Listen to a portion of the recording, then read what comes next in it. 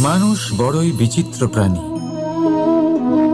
সব সময় লড়াই করতে থাকে, সব সময় চেষ্টা করে যাতে সেই শ্রেষ্ঠ হয়, চেষ্টা করে যাতে তার সামনে সবার মাথা নত হয়। তাই সবার আগে শক্তি অর্জন করার চেষ্টা করে।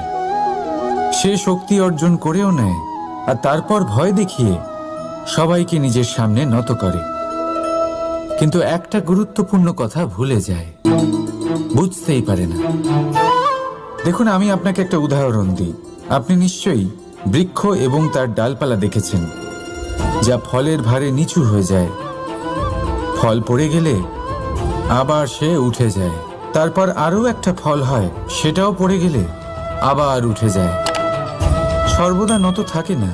কখনো হাঁটতে গিয়ে আপনি নিশ্চয়ই দেখে থাকবেন যে আপনার পা কোনো ফুলের ওপরে পড়লে তা নত হয়ে যায়।